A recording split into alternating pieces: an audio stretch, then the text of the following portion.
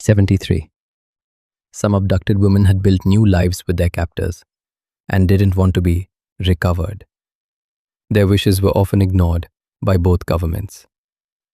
74.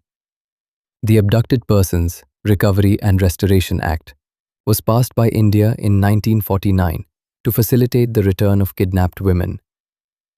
75. Children born of abductions were a painful issue. Many mothers were forced to leave behind children born from their captors. 76.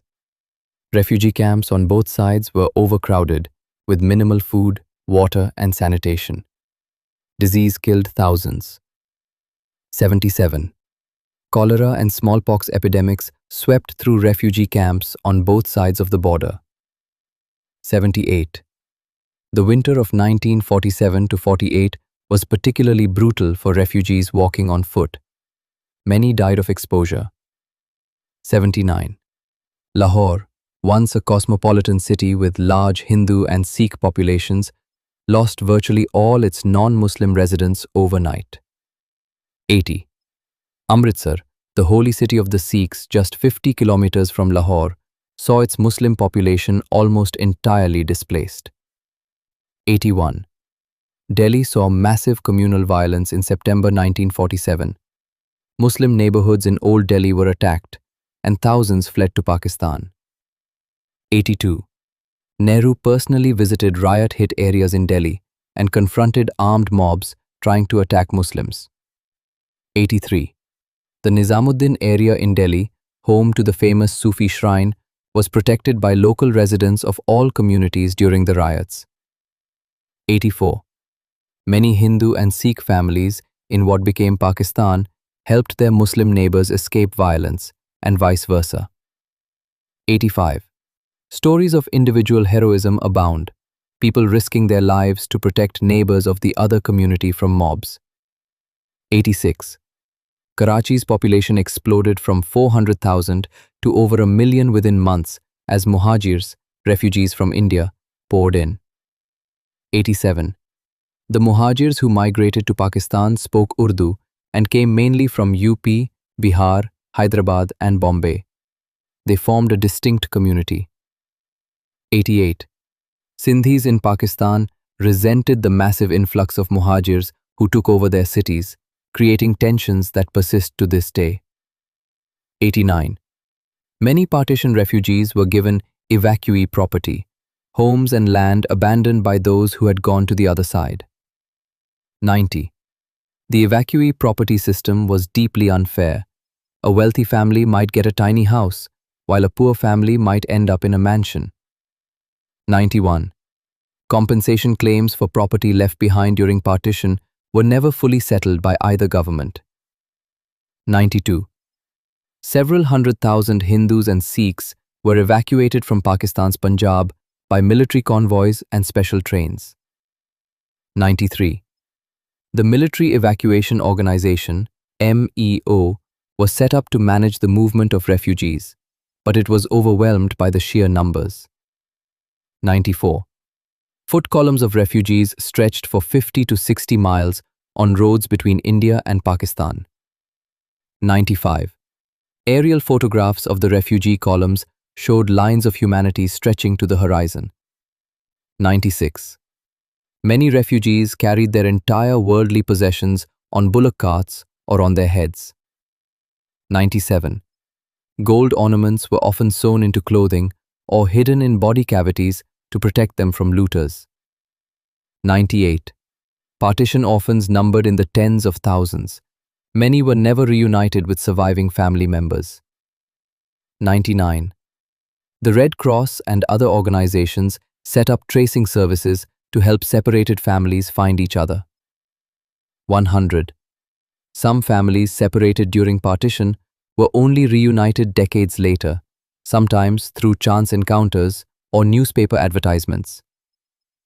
101. Writer Saadat Hasan Manto wrote some of the most powerful short stories about partition, including Toba Tek Singh, about a mental asylum on the border. 102. Manto's story Khol Do, about a girl found unconscious on a stretcher, is considered one of the most devastating partition narratives ever written. 103. Ismat Chugtai, Bhisham Sahni, Krishna Sopti, and Amrita Pritam also wrote powerfully about the partition experience. 104. Amrita Pritam's poem Aj Akhan Waris Shahnu, Today I Invoke Waris Shah, is considered the most famous literary response to partition. 105. Bhisham Sahni's novel Tamas was later made into a controversial TV series by Govind Nihalani. 106. The 1998 film Train to Pakistan, based on Khushwant Singh's novel, depicted the horror of partition in a Punjabi village. 107. Many partition survivors never spoke about their experiences. The trauma was passed down as silence through generations. 108. The Partition Museum in Amritsar, opened in 2017, was the first museum dedicated to the memory of partition. It took 70 years to establish. 109. The 1947 Partition Archive, founded by Gunita Singh Bhalla, has collected over 10,000 oral histories from partition survivors. 110. By the 2020s, most first-generation partition survivors had passed away, making oral history projects increasingly urgent. 111. Many refugee families in India named their shops and businesses after the cities they had left behind in Pakistan: Rawalpindi Store, Lahore Sweets, etc. 112. The term partition literature became a recognized genre in South Asian writing, covering works in 112. The term partition literature became a recognized genre in South Asian writing, covering works in Urdu, Hindi, Punjabi, Bengali, and English. 113. Urvashi Butalia's The Other Side of Silence was a pioneering work of oral history, collecting women's partition testimonies. 114. The psychological trauma of partition affected not just survivors but their children and grandchildren, a phenomenon called intergenerational trauma. 115. Many partition survivors developed what we would today recognize as PTSD, but mental health treatment was virtually non-existent in 1947. 116. Some villages in Punjab lost their entire population during partition, either through violence or mass exodus. 117. The Sikh community was particularly devastated by partition, as their holiest shrines like Nankana Sahib, birthplace of Guru Nanak, fell in Pakistan. 118. Panja Sahib Gurdwara in Hassan Abdal, Pakistan, where Guru Nanak is said to have stopped a boulder with his hand, became inaccessible to Indian Sikhs. 119. Muslims in India who stayed behind faced suspicion and had to constantly prove their loyalty. This insecurity shaped Indian Muslim politics for decades. 120. The concept of composite nationalism, that India belonged equally to all religions, was championed by Maulana Abul Kalam Azad, who opposed partition. 121. Azad was Congress president and refused to go to Pakistan. He said Muslims who went to Pakistan would regret it within 25 years. 122. Azad's prediction partly came true in 1971 when East Pakistan broke away to form Bangladesh after a bloody civil war. 123. Many Muslim families were split by partition. Some members went to Pakistan while others stayed in India, creating painful family divisions. 124. Hindu and Sikh families from Sindh, Sindhis, settled mainly in cities like Mumbai, Ahmedabad, Pune, and Delhi. They built prosperous communities in India. 125. The Sindhi Hindu community lost their homeland entirely, as very few stayed in Sindh after partition. 126. Sindhis in India had no state of their own and spread across the country, maintaining their language and culture as a diaspora community. 127. Bengali Hindus from East Pakistan migrated in waves, first during partition, Then during riots in 1950, 1964, and during the 1971 Bangladesh War. 128. Unlike Punjab, where migration was sudden and violent, Bengal's migration was spread over decades. 129. The Dandakaranya Development Authority was set up in 1958 to resettle Bengali refugees in the forests of central India, mostly in Madhya Pradesh and Odisha. 130. Many Bengali refugees refused to go to Dandakaranya, preferring to stay in West Bengal. The Maridjhapi massacre of 1979 was linked to this refugee issue. 131. India became independent on August 15, 1947, and Pakistan on August 14, 1947. 132. There is debate about whether Pakistan actually became independent on August 14th or 15th. Jinnah's original speech mentioned August 15th. 133. Mountbatten attended independence ceremonies in both countries, in Karachi on August 14th and in Delhi on August 15th. 134. Nehru's famous Tryst with Destiny speech was delivered at midnight on August 14th to 15th, 1947. 135. Gandhi was not in Delhi for independence celebrations. He was in Calcutta, fasting and praying for peace. 136. Gandhi's presence in Calcutta is credited with preventing major violence in the city during partition. Mountbatten called him a one-man boundary force. 137. The Punjab Boundary Force, a 55,000-strong military unit meant to prevent violence, was disbanded on September 1, 1947, having completely failed in its mission. 138. Pakistan's first capital was Karachi, not Islamabad. The capital was shifted to Islamabad only in 1967. 139. The Indian Constituent Assembly had been working on the constitution since December 1946, well before partition. 140. Pakistan took much longer to frame a constitution. Its first constitution came only in 1956, 9 years after independence. 141. The accession of Jammu and Kashmir to India in October 1947 led to the First India-Pakistan War. 142. Maharaja Hari Singh of Kashmir initially wanted to remain independent but signed the Instrument of Accession to India when tribal raiders backed by Pakistan invaded. 143. The UN brokered ceasefire in January 1949 divided Kashmir along the line of control.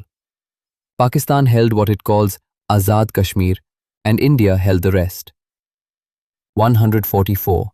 The Kashmir issue remains unresolved to this day and has been the cause of multiple wars and ongoing tension. 145. Junagadh, a princely state in Gujarat with a Muslim ruler and Hindu majority, acceded to Pakistan but was taken over by India through a plebiscite. 146. Hyderabad's Nizam wanted independence, but India launched Operation Polo in September 1948, integrating Hyderabad through military action. 147. Gandhi was assassinated on January 30, 1948 by Nathuram Godse, who blamed Gandhi for being too sympathetic to Muslims and Pakistan. 152. General Ayub Khan's military coup in 1958 established a pattern of military intervention that has defined Pakistani politics. 153. India absorbed millions of refugees relatively successfully, though many lived in camps for years. Pakistan struggled more with refugee resettlement. 154. The Nehru-Liaquat Pact of 1950 was signed to protect religious minorities in both countries after communal riots in Bengal. 155. Both countries inherited the same civil service, military, legal and railway systems from the British, which they then adapted differently. 156. The Indian civil service was divided between the two countries. Officers were given the choice of which country to serve. 157. The splitting of the military was particularly complex. Units were divided based on the religious composition of soldiers. 158. The Gurkha regiments were divided between India and Britain, not Pakistan. Nepal's Gurkhas had fought for the British Indian Army. 159. The Reserve Bank of India initially served as the central bank for both countries until Pakistan established the State Bank of Pakistan in 1948. 160. Indian rupees continued to be used in Pakistan for some months after independence until Pakistan issued its own currency. 161. The division of the Punjab's canal irrigation system was a major dispute. The Indus Waters Treaty of 1960 finally resolved water sharing between the two countries. 162. The Indus Waters Treaty, brokered by the World Bank, gave India the eastern rivers, Ravi, Beas, Sutlej, and Pakistan the western rivers, Indus, Jhelum, Chenab. 163. The Indus Waters Treaty is considered one of the most successful international water-sharing agreements and has survived 3 wars. 164. The division of the national debt and financial assets between India and Pakistan was complicated and contentious. 165. India initially withheld Pakistan's share of the cash balances, 55 crore rupees. Gandhi fasted to force India to release the money. 166. Pakistan received its share of the assets but complained it got far less than promised, particularly in military equipment. 167. The Indian National Congress archives, the Mughal-era records, and other historical documents were divided between the two countries. 168. Many priceless manuscripts and books in university libraries were divided or lost during partition. 169. Lahore's famous Anarkali Bazaar, named after the legendary Mughal courtesan, lost most of its Hindu and Sikh shopkeepers overnight. 170. The film industry was split. Many Muslim filmmakers, musicians, and actors moved from Bombay to Lahore and Karachi. 171. Noor Jahan, the legendary singer known as Malika-e-Tarannum, moved to Pakistan and became its greatest musical icon. 172. Many Hindu and Sikh musicians from Lahore moved to Bombay, enriching Hindi cinema's music scene. 173. The Lahore-based film industry had been one of India's biggest before partition. After 1947, it became the base of Pakistani cinema. 174. Both countries claimed the Indus Valley civilization heritage. Mohenjo-daro ended up in Pakistan, while many Harappan sites were in India. 175. The partition of Bengal in 1947 was actually the second time the province was divided. The first was in 1905 by Lord Curzon, which was reversed in 1911. 176. The 1905 Bengal partition was officially for administrative reasons, but widely seen as a divide and rule tactic to split Hindu and Muslim Bengalis. 177. Calcutta, now Kolkata, once the second city of the British Empire, lost its economic hinterland in East Bengal and went into decline after partition. 178. Dhaka, a sleepy provincial town, suddenly became the capital of East Pakistan and started growing rapidly. 179. The jute industry was absurdly divided. The jute grew in East Pakistan, but the processing mills were in Calcutta. 180.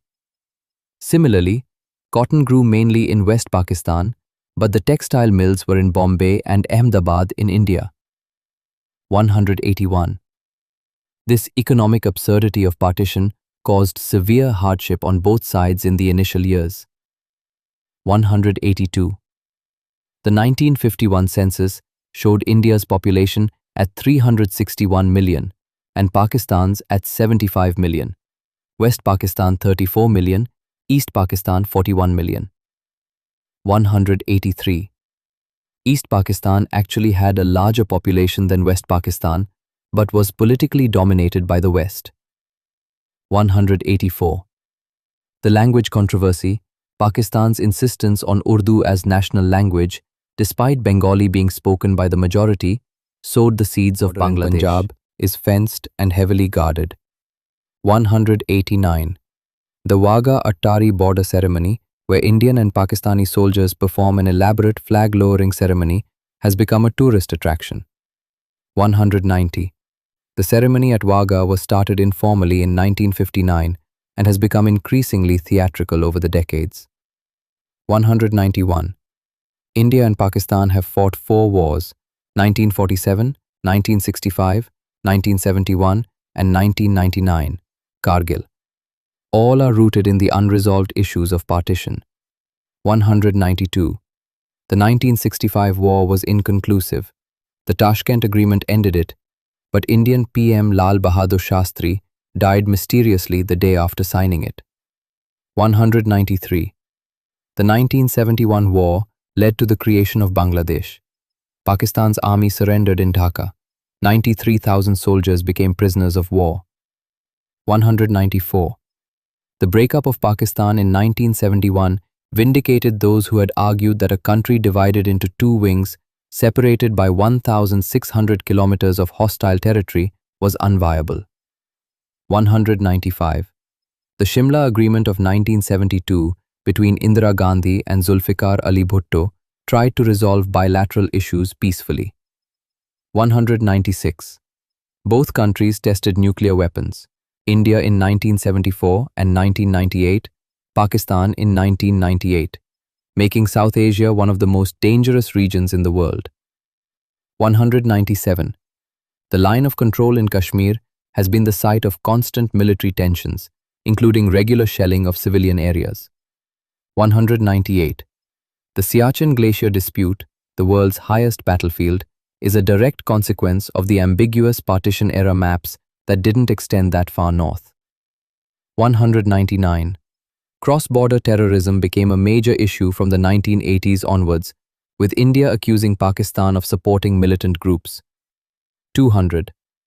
The Mumbai terror attacks of November 26, 2008, 26/11, by Pakistani militants was one of the worst consequences of the unresolved partition legacy.